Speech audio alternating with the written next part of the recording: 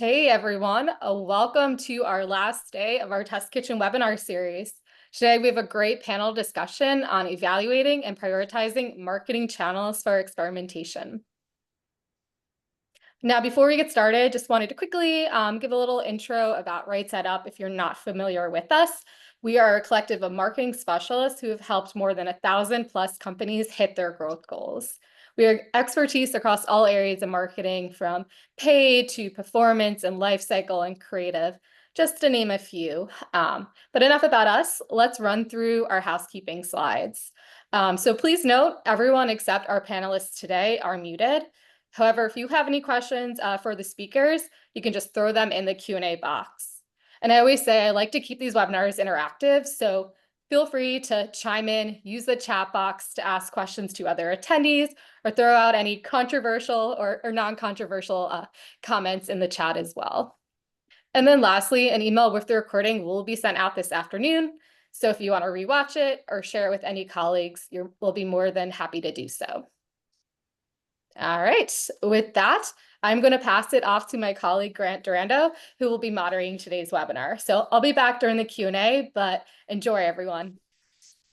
Amazing. Thank you, Amanda, and thanks to everybody who's joining, and thank you to all of our wonderful panelists for being here today.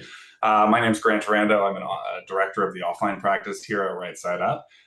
Excited to have an amazing panel today. Would love to just go kind of one by one and learn a little bit more about you with some quick bios. Nikki, would you kick us off? Yeah, sure. Hi, everyone. My name is Nikki Jackson. I lead demand generation at Gusto, which is a payroll and benefit software provider for SMBs. So my team spans across all things digital and offline media activations, SEO, lifecycle marketing. Amazing. Stephanie, how about you? Hi, I'm Stephanie Robbins, and I have the privilege of working with Grant over at Right Side Up as the Director of Affiliate Services. And I spent over 20 years in the affiliates and digital marketing space on the agency side, and I just love helping brands grow with sustainable and performance-based partnerships. Amazing, Stephanie. Privilege is mine. Alexandra, how about you? Hi, nice to see everyone virtually here. My name is Alexandra Bacchus, and I'm the Director of Paid Marketing at Built, which is a rent, payment, and rewards platform. And I lead a number of our paid channels across affiliate partnerships, direct mail, podcast advertising, CTV, newsletter sponsorships, and embedded YouTube and out of home. So a number of different channels, and I specifically work on testing new channels as well. So very happy to be here. Fantastic. And as I mentioned, I'm Grant, sitting on top of the offline practice here at Right Side Up, where we manage podcast, streaming audio, terrestrial radio, satellite radio, as well as TV agency management campaigns for clients across the spectrum from tech, CPG, B2B, D2C, everything we can. So really excited to dig in.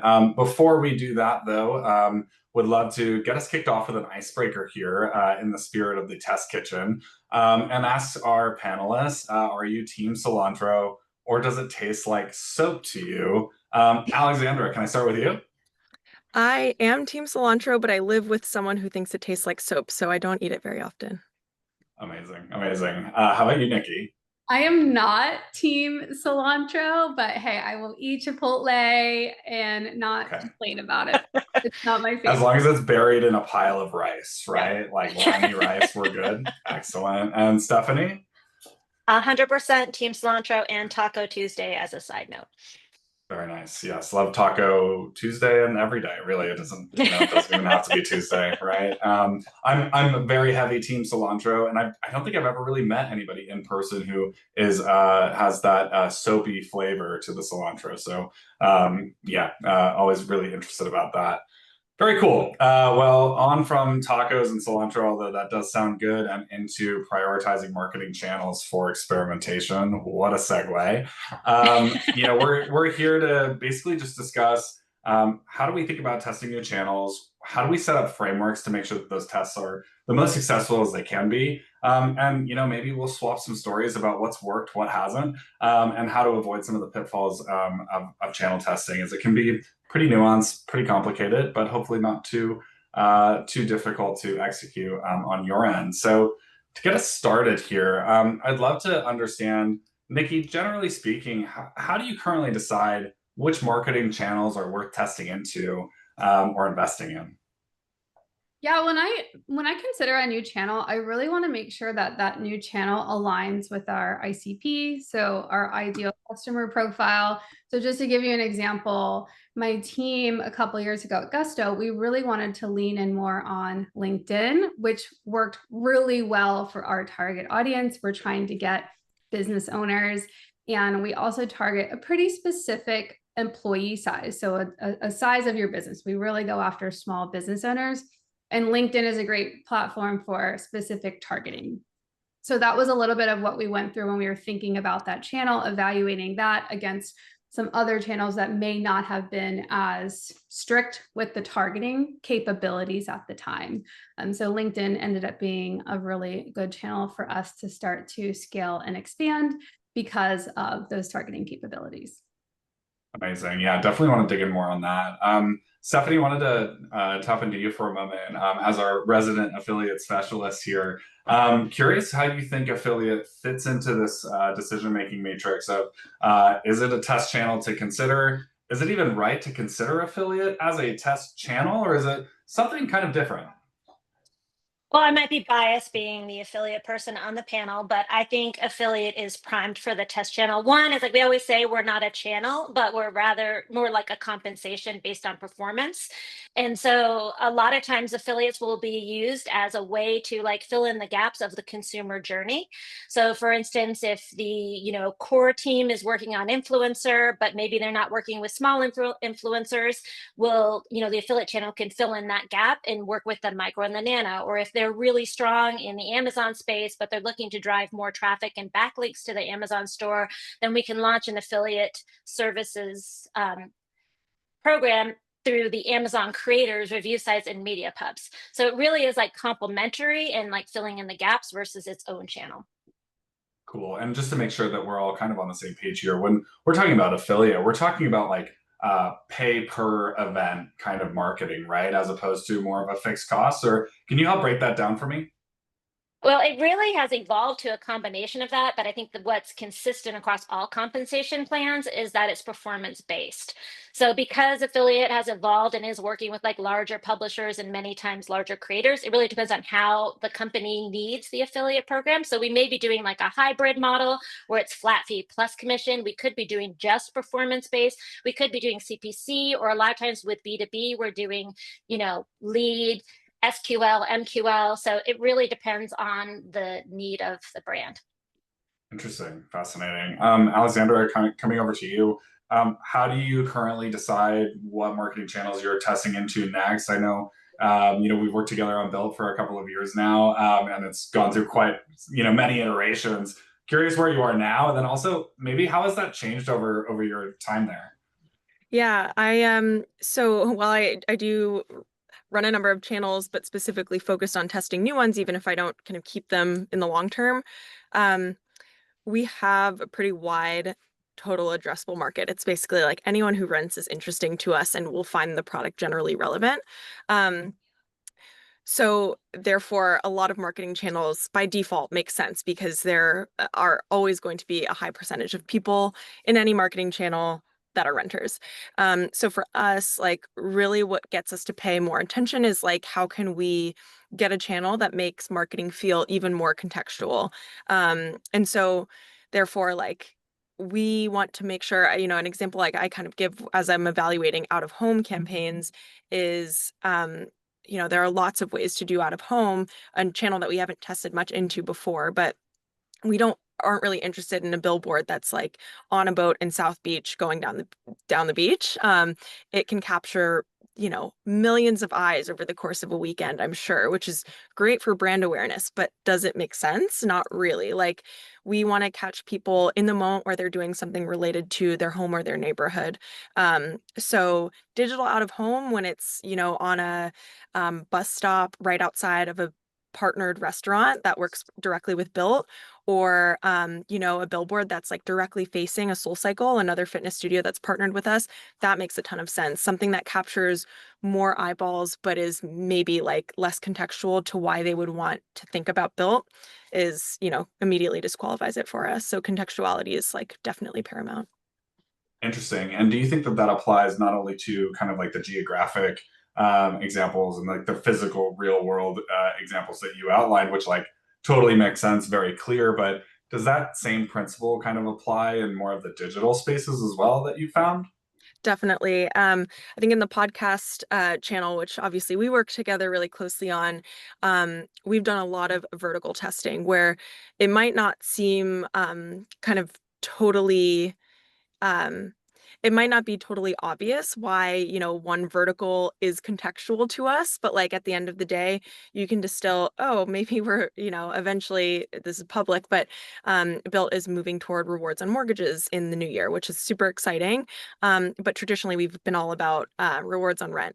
And so for this, how are we going to test into new verticals in the podcast channel that have just like a high percentage of homeowners versus renters? So these might be kind of like potentially more expensive, hobbies and podcasts around that. While you will definitely get renters in that audience, it's like how can we start to get a little smart about where homeowners are conversing and consuming their media. On the paid social side, I think it's a lot easier to target and make things feel contextual. But a lot of my channels are like a little bit harder to get at that targeting from the jump. Yeah, absolutely. And I do think too, biased maybe a little bit because I am a podcast SME and that's where I've built my career.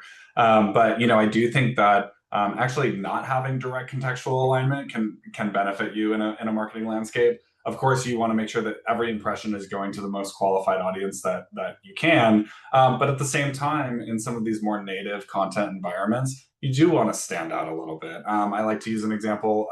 Of working on a food delivery client a long time ago, where they really, really wanted to be on all the food and cooking podcasts, right? Because it's like meal kit delivery and this and that.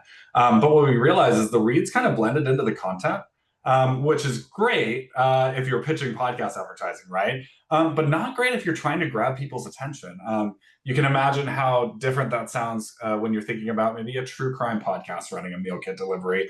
Lots of contrast there, right? And so I think that does benefit as well. And I think too, like as marketers, we are built in this environment, no pun intended, Alexandra, targeting, and that's like really where we go to first. But I do think that there's a world where, especially in like out of home or other offline channels, we don't know exactly who's listening or who's watching or who's driving by those billboards. And like everybody listens to their favorite podcast on the commute home, whether they're a VP of marketing or they're, coming back from some other job in the city or whatever. And it's important to just keep a balanced approach to that, targeting versus hyper targeting or non-targeting. And so, Nikki, going back to you and talking about LinkedIn and your experience there, I mean, Gusto is kind of interesting because you have this everyman branding, right? In my mind, it's a very fun brand. I'm a Gusto user as well.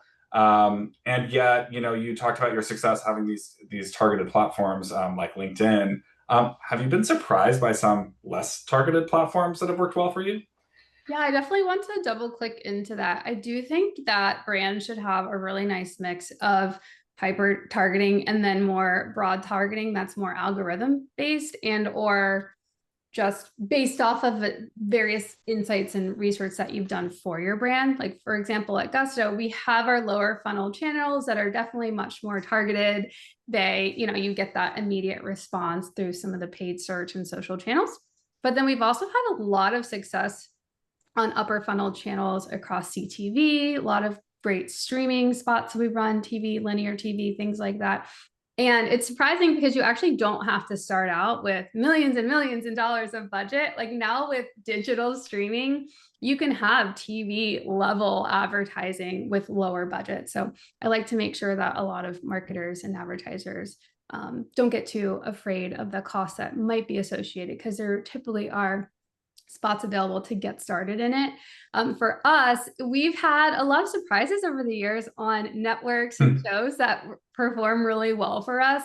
We do a lot of football advertising, and that might not be something that you think about. Business owners, NFL watchers, that may or may not go together, but we actually do have a lot of business owners that are watching NFL. And so our spots do really well. So it's thinking about that balance. Like I loved your example Grant, you're driving home and you might be listening to a cooking podcast or a financial podcast or just like a car podcast, right? But that person is a VP of marketing, right? So it's figuring out which channels, networks, and platforms will resonate well with your brand. And the best way to do that is with experimentation.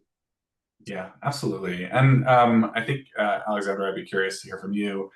When do you think is the right time to start branching into new channels? Like, is there a metric in your head? So, for example, for me, when prospects or clients come to me and ask, "Am I ready for offline? Am I ready for podcasts?" I kind of think about, paid digital or digital and paid social, and then search, and make sure that there's just generally like product market fit happening. So, usually spending a couple of $100,000 across those 3 channels I mentioned to make sure that like nothing's wrong with the product, nothing's wrong with the checkout flow, and there's actually a reason to expand. Those are just my benchmarks for my corner of the world. Do you have any benchmarks in your world of like when you're like, all right, I'm ready to test a new channel, like let's start up a new one? Yeah, I mean, the Built brand has not existed for very long. The company is about 5 years old. And so we've, I think, tested a lot in a pretty short time frame, but we didn't really start testing aggressively until 2 things. Like one, we felt like across the paid team, we had kind of nailed the strategies on our initial core channels. Like I joined Built specifically to work on affiliate partnerships. That was 100% of my role when I started.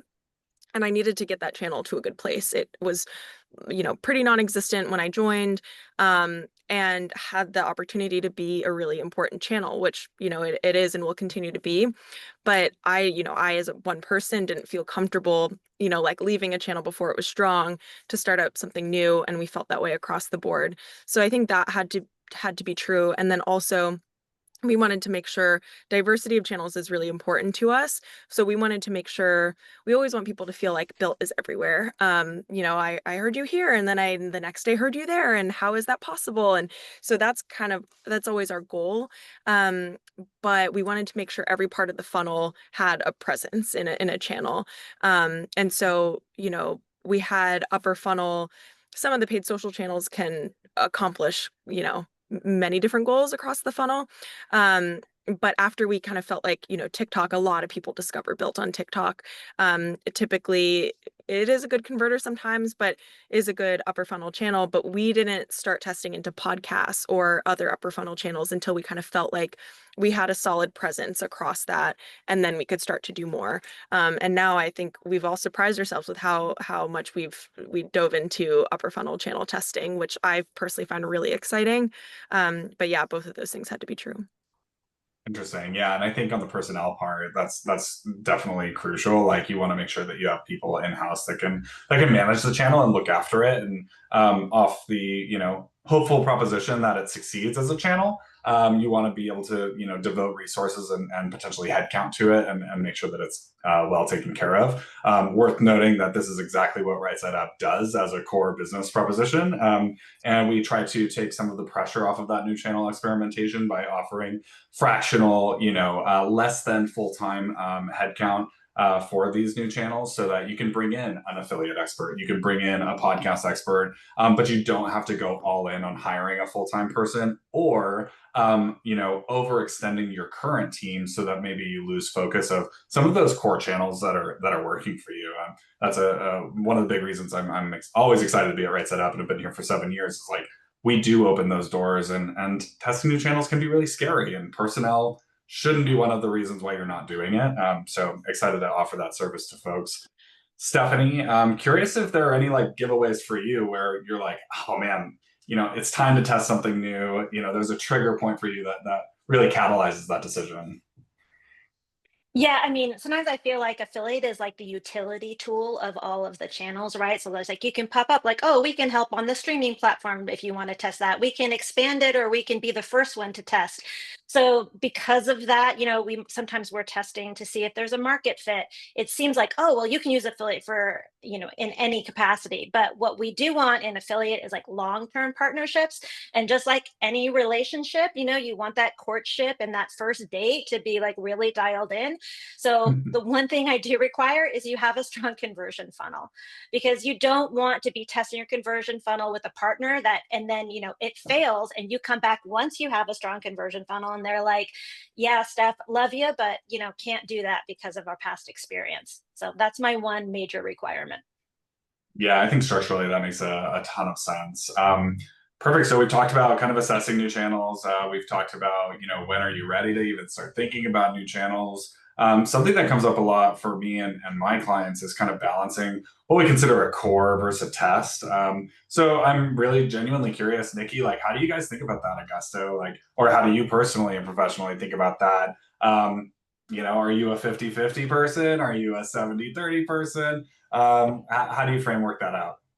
Yeah, I mean, as a growth marketer, it changes depending on where, what company you're at and what the goals of the company are. But I'm always looking for ways to drive incremental growth above and beyond those core programs. So just like from a budgeting perspective, like I typically recommend between 10, 15, 20% budget going to experiments, and just always having some level of an experimentation engine on. Now that risk, the risk level, right, really depends on where you are in your business goals and the KPIs and things like that of what you're tracking. But at least at Gusto, so we're trying to accelerate our growth, and a lot of that over the last couple of years has been extending into new channels. We are very fortunate to have a brand that has really strong organic strength and word of mouth. So that's like held up the brand really well over the years. And then the last few years, we've really started to lean in more into brand awareness. So that really started out as like a full experimentation plan. So I'm sure many of you have been down similar roads where you have to start from scratch, like really convincing the business why we need to lean into channels that are harder to measure, take longer to see the returns. But once you're able to get past that, I think it's just really leaning into that roadmap, setting the expectations of when you'll check in on performance, and then having a really solid measurement system in place is also key to get to go into those new channels. So like at Gusto, for our brand measurement, we do have some causal impact models that we've run. We do incrementality studies, and then we also have media mix modeling. So all of those things allow us to have that confidence behind a lot of the new experimental channels that we've leaned into over the last couple of years. Got it. And I want to kind of double click into this idea of maybe like forecasting risk, because ultimately when we talk about percentages split, and by the way, just to define for the audience in case I skipped a step here, we're talking about core channels. These are core channels that have been on for a while. They're not considered experimental, and they've got kind of a fixed cost per acquisition or a fixed ROAS that you can kind of bank on. They're going to be moving around via seasonality or maybe creative testing. But ordinarily, like, this is the bread and butter of your business and what's driving the majority of your revenue or acquisition. And then we're talking about testing. So how do we balance up against that? And I think, Nikki, I'd be curious to double tap into what tools you use to forecast that risk. For example, I use pretty simple like core test CAC calculators where I'm just projecting out like conversion rates and balancing out to get a blended CAC out of it and take that to my stakeholders and say, hey, like, this is what we think is going to happen based on all of these inputs. That feels very much like, handwritten notes that I'm passing around, especially in the face of some of the cooler tech that's out there now. Curious, like, where are you guys on that, and how do you forecast that risk? Hey, I like the manual way, right? Like the manual way is a good strategy, especially if you don't want to spend too much time. You can just get really scrappy with these are the core channels. Like, for example, you're running paid search. You've probably been running it for years for your brand. You know exactly what those conversion rates are. So you can use that as your benchmark and then loosen that conversion rate quite a bit. And then also add stair-step milestones. When you're starting a brand new channel, first 30 days, you typically don't expect much out of that channel. It's still ramping up. So you would set your KPIs to be a little bit easier to hit that first 30 days. And then depending on your sales cycle, you would adjust those milestones. So like, for example, at Gusto, our sales cycles anywhere between like 7, 30, 60 days, which is kind of like the various milestones that we have. So I would probably have like a 30, 60, 90, 3-month pilot of goals that we want to hit with that, that pilot experimentation plan. And then probably would do that by hand, quite honestly, if it was a brand new channel. If you want to get more sophisticated, we do have, as I mentioned, a media mix model, and it can do that for you also. So there are a lot of tools out there that will help with that forecasting, but the scrappy way is always a good way to go. And then you can also use ChatGPT to help with some of your calculations as well. Yes, of course. I'm going to get into the AI question as well. Alexandra, does that jive with you? And does that kind of like fit into how you think about core versus test risk? And do you have any benchmark ratios that you like to use, and any other like favorite tools or methods for communicating those risks to stakeholders? Yeah, I think more and more we're open and happy to take the risk in testing out new channels. I think, you know, what Nikki had said earlier about, you know, these upper funnel channels, you know, they're hard to measure. It's important to, like, you know, manage your own, I believe strongly, like managing your own expectations about like exactly why you are testing out an upper funnel channel, and like especially managing the expectations of your coworkers who are, you know, maybe seeing how flashy some of these campaigns can be, and then wanting to know, like, what did we get out of that? And one of the things that we have um, started to do, or um, I used actually Claude for this, who big Claude fan, was, you know, downloading on our CTV, the CTV vendor that we're using, you know, able to see all of the conversions that, you know, essentially saw a CTV ad, which was a new channel that we tested last year. And within 7 or 14 days, ended up, you know, becoming a Built user. Looking at those users and then saying, okay, we know that they didn't like last click convert through CTV, obviously. And so I'm now looking at all of the last click data of those CTV interacted users. And it was so insightful because we were able to see, all right, this is actually a channel that people see this ad, and within a couple of days, or actually within the hour, are texting their friends for a referral link. Like, that was such a great insight to be able to say, all right, this channel actually pairs very well with this owned channel of ours, which is great because it, one, like helps us justify the cost of CTV, which, as Nikki mentioned, is like a lot less expensive than people would think. But it's also great because we're, you know, we have this saying of like internally referral channel. I mean, I'm sure we didn't come up with this, but like birds of a feather flock together. And so we can feel a lot more confident about the LTV of someone who comes through the referral channel. And so investing in CTV, knowing that those are kind of paired, is, I think, a really exciting insight. And so being able to do that with more of the offline channels, I think, was a big unlock. But yeah, in general, we're pretty like down to take the risk these days, and then find creative ways to back into why it makes sense, or how we can optimize it. Yeah, that's amazing. And I think there is like always an enigma about media that we never can quite forecast. And some of those surprises can be really pleasant more often than not. And so that's why I always recommend like putting a little bit of a conservative slant on your forecasts, meaning, you know, maybe assuming a slightly lower conversion rate than your heart tells you. Just that way, you know, you're managing your stakeholders' expectations, and, you know, you're beating those expectations more often than not. But love that synchronicity between you know, your referral channel and your CTV campaign. That's super cool, and exciting that you were able to kind of crunch that out with AI to get that insight as well. Stephanie, you know, as you think about affiliate, is there a percentage of budget that, like, in your perfect world, if a client comes to you and says, "How do I do this right?" What percentage of paid media budget should be going towards like affiliate style buying? I will confess that's not normally how people like approach affiliate because it is performance based. So the only time we really have to talk about budget is if we're doing like a hybrid model.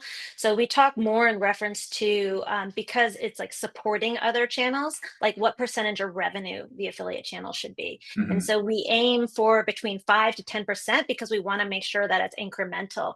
And as I kind of mentioned earlier, a lot of times we're, you know, testing, and then the brand takes and expands it beyond that, right? So we might be starting with the micro nano, and the brand, expands into a bigger push, or we start off with, a small, streaming platform campaign, and then the brand takes it over from there. So we try to stay in that sweet spot of 5 to 10% of revenue.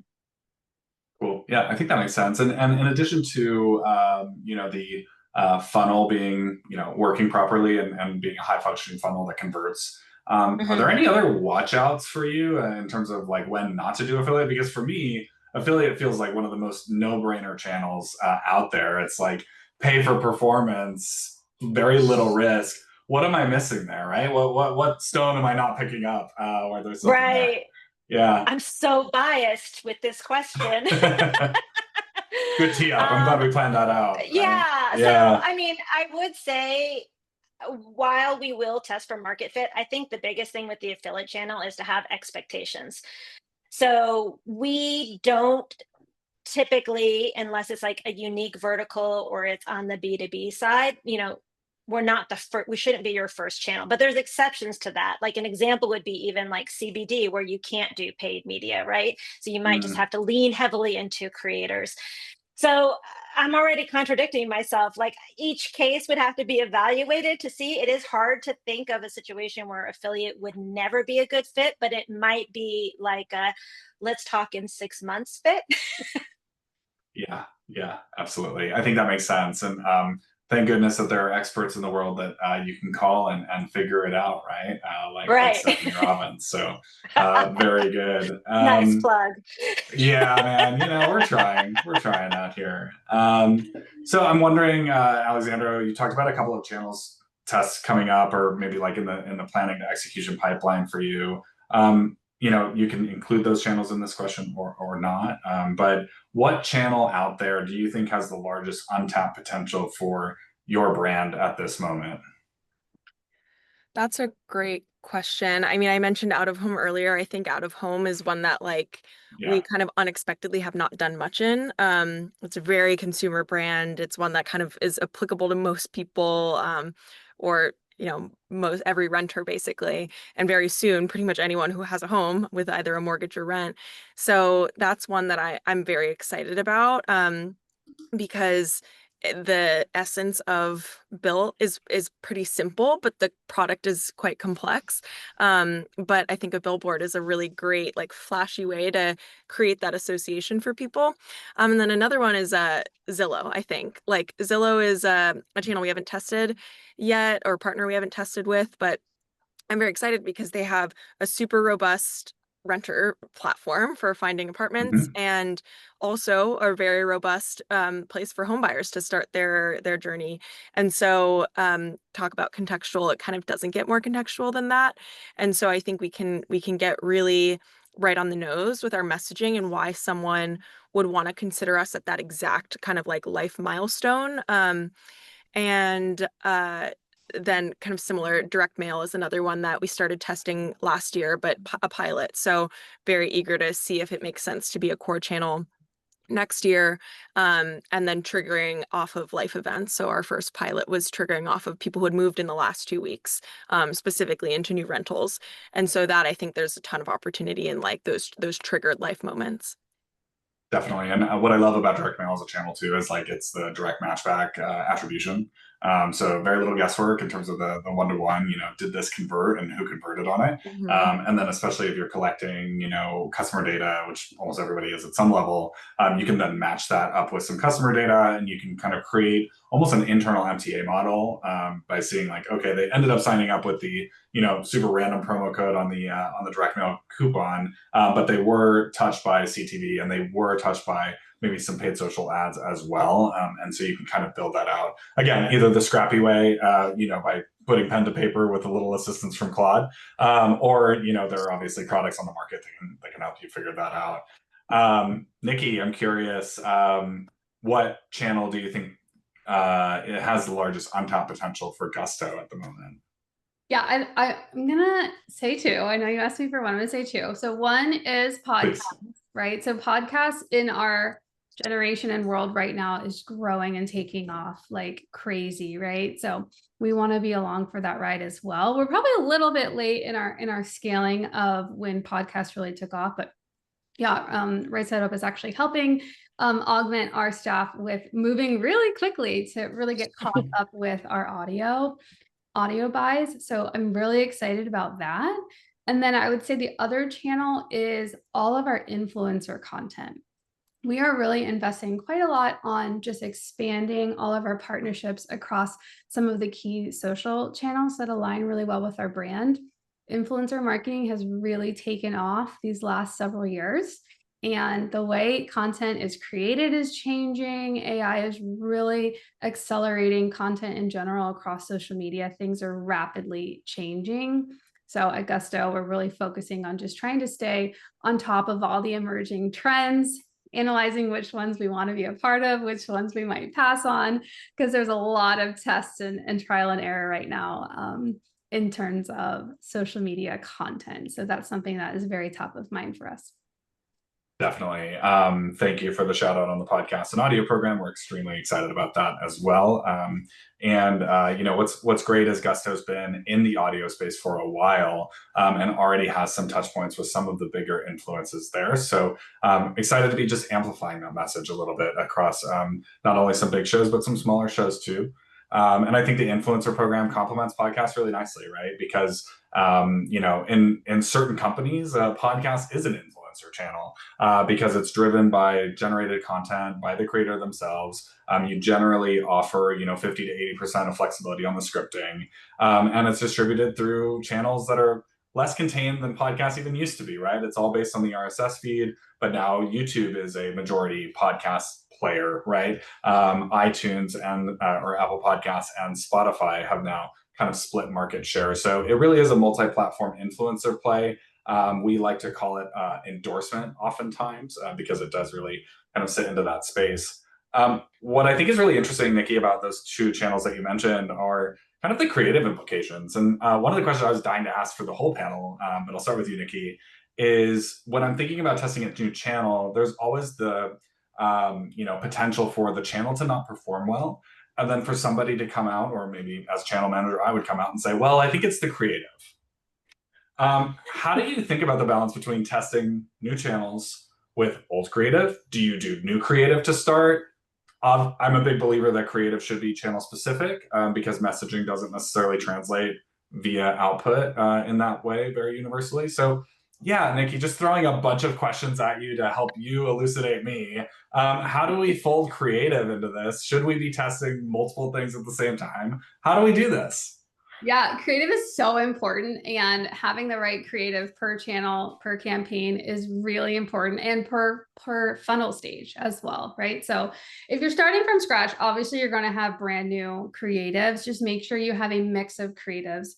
I always tell people, don't spend a lot of time on one idea, right? Spend a lot of time on a lot of ideas because half of them won't work. And then you want to move on to the next one. Fail fast, iterate quickly. So get a bucket of creatives, have really strong conviction behind those ideas, work really closely with your creative team, become best friends with them so you can have great collaboration, and then get a lot of stuff out, test quickly. And then the iteration process should always be ongoing, right? You never want to have like 100 ads and then you just turn them off and then you have 100 new ads, right? There always should be overlap between creatives that are working really well. And then you want to bring in new creatives before the original ones fatigue, right? So creatives will always fatigue, and that fatiguing point will change depending on your channel. TV tends to have a little bit longer because you don't, you know, the frequency is not as high, but then social media will fatigue faster, for example. So, and it's easier to create social media assets. So that's like something that you want to think about. Have that overlap of original versus net new, and then have a constant feedback loop on what's working well and what you can iterate on. Yeah, I think that makes a lot of sense. And Alexandra, I'm curious what your experience is when you're launching, sounds like a new channel every week. Are you reinventing the wheel on creative every time? Or are you leaning into what's worked on previous channels? Do you have certain lines drawn where you know what works on, you know, maybe affiliate is pulling into direct mail, for example, or something like that? How do you framework that out? We're trying to get better at that, as in like more consistent across channels, so that, you know, the idea is, as I mentioned, we want people to feel like Built is everywhere. So the messaging can't be so, if we want people to feel that way, the messaging can't be so different that people are like, they're a kind of a payment and rewards platform for where you live here, and over here they're, you know, it feels like more of a fintech, and over here it feels more like they're prop tech, you know, like it needs to Mhm. feel consistent. One thing that, you know, I was recently considering, and not in a channel test, but a vendor test. So within CTV, we've worked with 2 different vendors. And initially, I wanted to test this new vendor with the exact same creative and kind of exact same parameters. But then I kind of like changed my tune, and I realized, oh, this vendor, when I submit my creative, actually like had a ton of actionable feedback. And when I implemented it, I realized like that's the real test, is like, do you have the right partners in like the seats that are gonna challenge you and push you? And so I realized like the first vendor had no feedback, and really we just were kind of like, this feels like Built. Great, we're gonna put this out. And the other vendor was like, okay, we need actually some more product shots. We need to see faces. We want to see people interacting with the product in this way and that way. And to me, that's a pretty like truthful test, even though the creative is super different, because there was like a bit more of a human element that I actually really appreciated. Um, Mhm. so that was one where I thought a one-to-one test would be the perfect way to do it, but actually I'm like really satisfied that our creative is totally different, and maybe that's a good thing. So Yeah, not so much channel, but absolutely. vendor. Yeah, and if that creative and vendor ends up just crushing it relative to the other one, then you can of course transplant that creative back to the original platform and see if it's a platform thing or if it's a creative thing, right? Totally. Yeah, yeah, that's amazing. I mean, obviously a big advocate for telling people like it is in terms of advertising, right? Like I always want to have friends around me that'll tell me if I have a stain on my shirt that I'm not seeing, right? Never gonna take it personally. I just want to get better and I want to get closer to the truth faster. So glad to hear that you've got vendors that support that. Because I think that's the faster way to optimizing channel mix. Stephanie, I'm curious, in your world, how does creative play into it? Can you walk us through some of the dynamics there?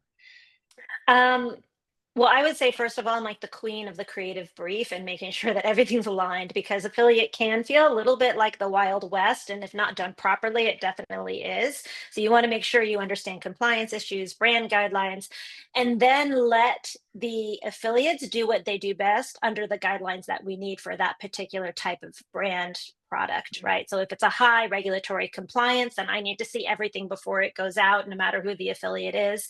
And it also depends on the partner. Sometimes we use the affiliate channel in order to get like UGC. So it might be an affiliate performed incredibly well on a performance basis.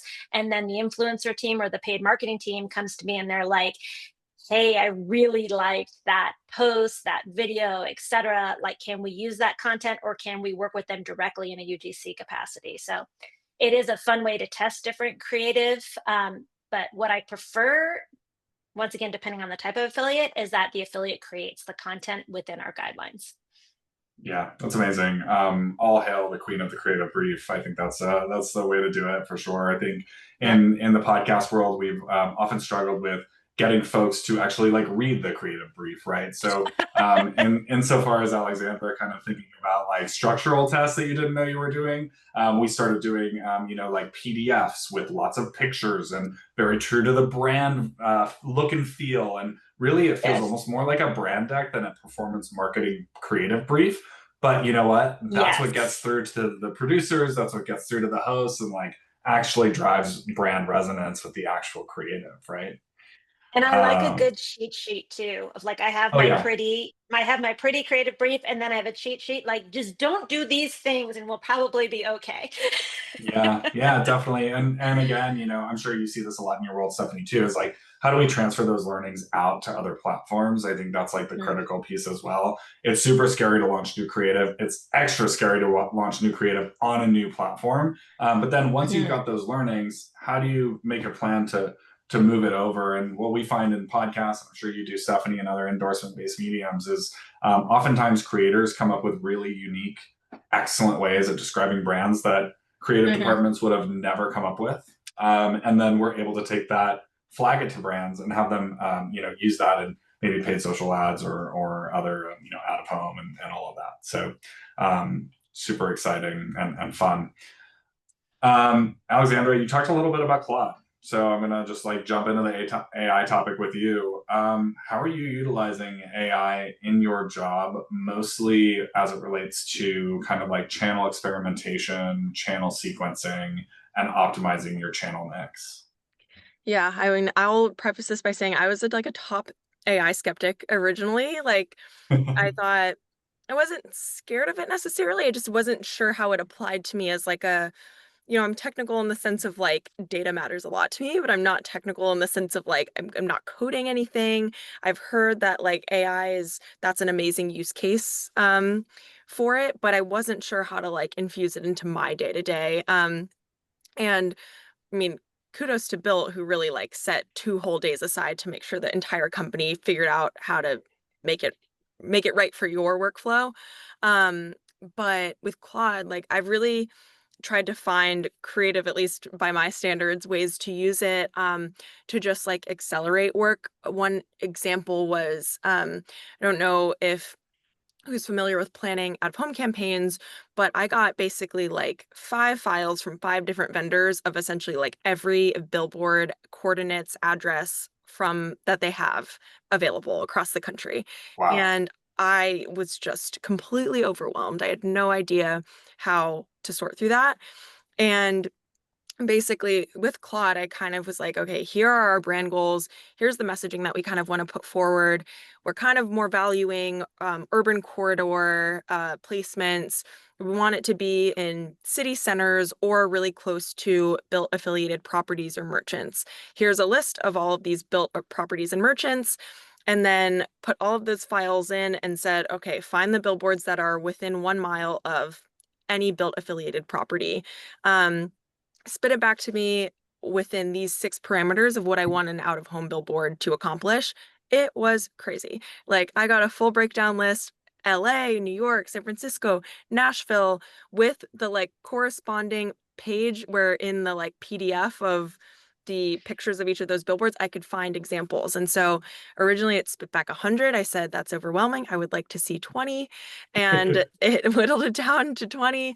And so I was like, I can't believe something that probably would have taken me a whole week, took me ultimately about 3 hours of just like kind of going back and forth and tweaking. So that's like one super granular example. But ultimately, like we've connected our BigQuery, like our data kind of warehouse internally into Claude. And so you can basically like in real language query anything. Like I can say, I want to figure out, how many people came through and became users, came through the affiliate channel and became built users in September of 2024. And then how many of those people actually ended up engaging with the app in this way. And then compare that to 2024 of, a month in 2025 and like how did that differ? Has the engagement gotten better because our affiliate content has gotten more educational? And so being able to connect it with BigQuery, I'm like, I'm a data analyst now. It's amazing. So yeah, big fan of AI. That's amazing. Definitely going to take some of that combo offline because I want to hear so much more. Nikki, I'm curious, in your world, are you guys applying AI in a similar or different way, or yeah, how is AI integrating within your workflow now? Yeah, I love that example, Alexandra. Just to give a different example, I think it's really helpful for competitive intelligence and research. So for example, just the other day I was thinking about our video content and we created a prompt that analyzed our video content, the themes, what's resonating, are we addressing customer pain points? It pulls all that out and then it will compare it to what give it a list of competitors and ask it to compare Gusto content against XYZ competitor content. And then it'll even tell you like a gap analysis of what are topics that you're not talking about in your video ads. I mean, really like the opportunities are endless. And so it's really helpful for my team to just put in creative requests into our brand studio team. We're actually right in the middle of building out some AI agents to create creatives at scale. So really enabling the team to just get creatives really quickly and then bring those competitive insights in at the same time to create just like a reoccurring loop of creatives that are seasonal, addressing pain points like when they arise throughout the year. Yeah, definitely. And that's something we've been really focused on at Right Side Up as well.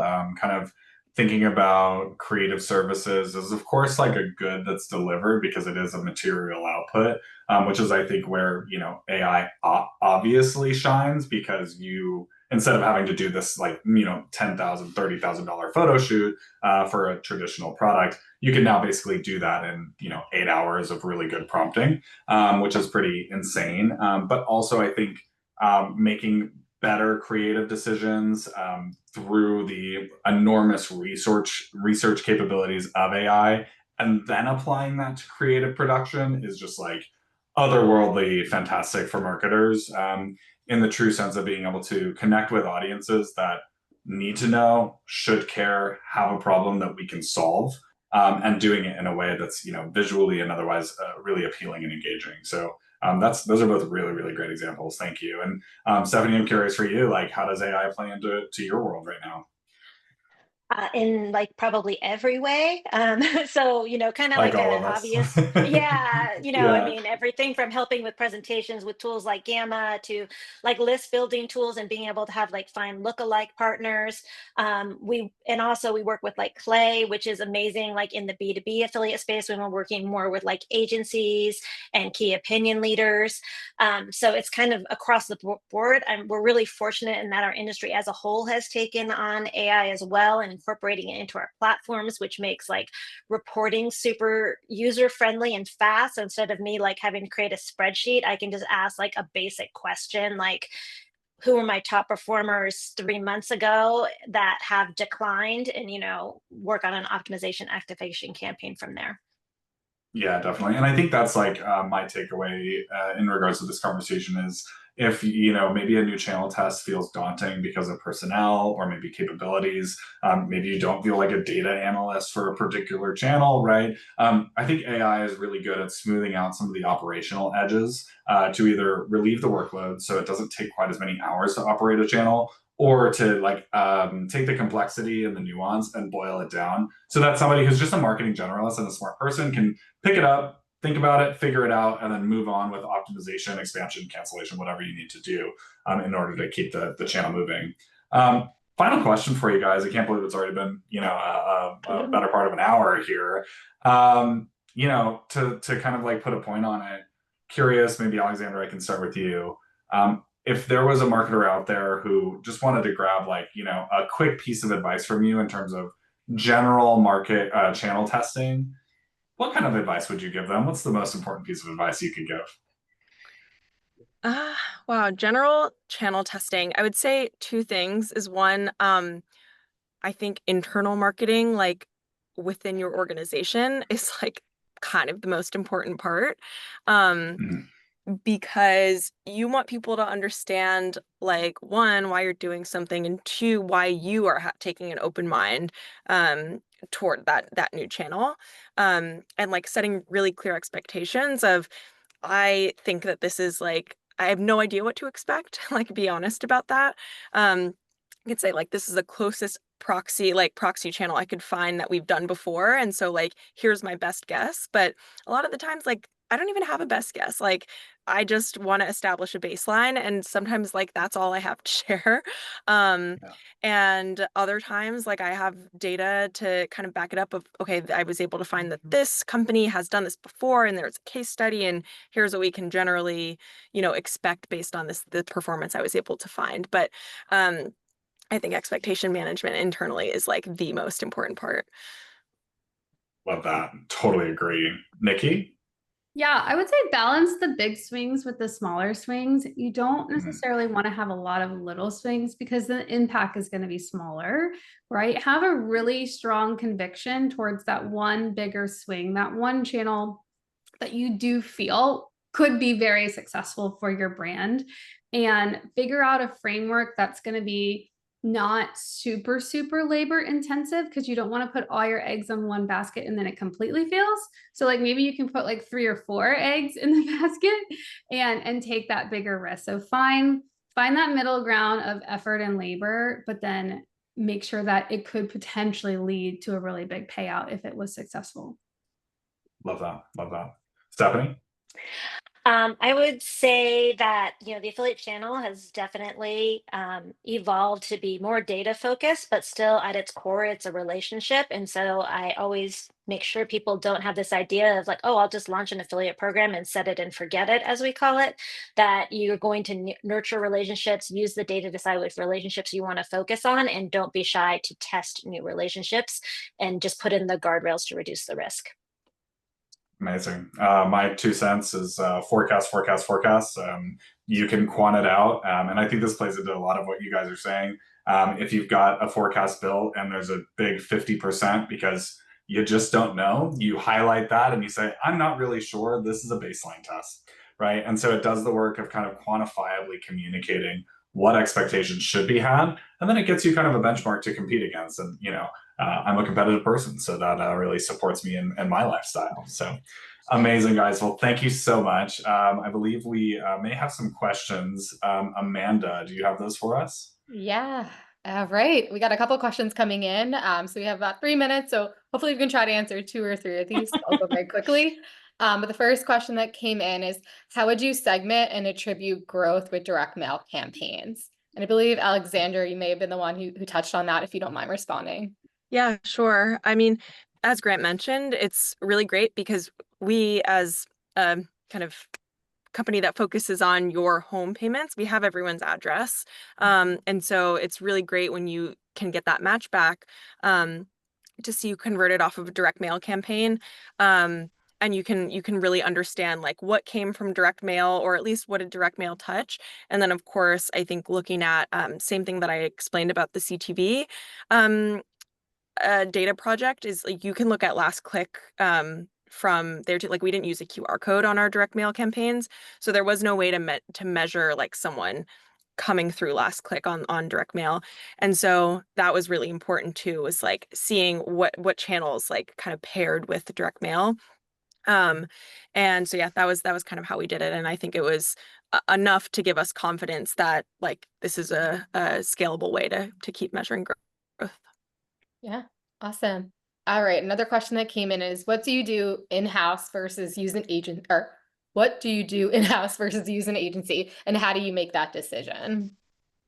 Was wondering maybe Nikki, if you have any perspective on this. Yeah, I can definitely take that one. So I like to think about it in terms of having those subject matter experts in-house for your core marketing programs. I've done it both ways. I've done it where you have a really small team and you have a full-blown agency of record.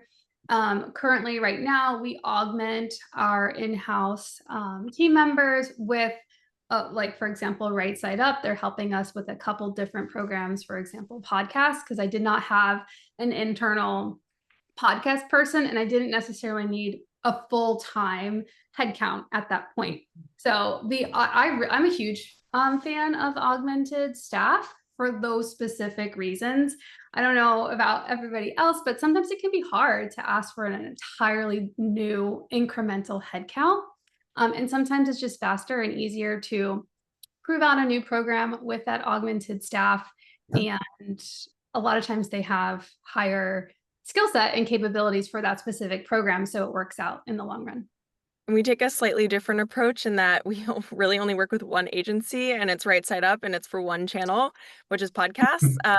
And that has been such a good decision for us. But for the most part, I mean, we have 3 full-time people who are managing like 20 different channels. Podcast was one that we really wanted to invest big in. And it just like, we don't have an internal person. It didn't make sense to search for it because it was already so successful with Right Side Up. Absolutely. All right. I know we're at the top of the hour. Before we conclude, we'd love to just kind of gauge feedback on how this webinar performed. So for those who have not jumped out of the webinar yet, if you don't mind just rating from a scale of 1 to 10, with 10 being the best, how would you rate this session? And while we're at that, I did just want to say a huge thank you to everyone on this panel, Nikki, Stephanie, Alexandra, and of course, huge kudos to Grant for moderating this amazing panel. It's crazy how much knowledge and insights we collected within the hour, but really appreciate it. All right, so with that, I will close the poll and we'll wrap up. So thank you again, everyone. Like I mentioned before, we will be sending out a link to the recording in a few hours. So look out for that in your inbox if you want to rewatch it or share with any colleagues. And with that, this concludes our Test Kitchen webinar series. Thank you, everyone, for tuning in today, yesterday, Tuesday, and have a great rest of your day, everyone. Take care. Bye. Thank you. Bye.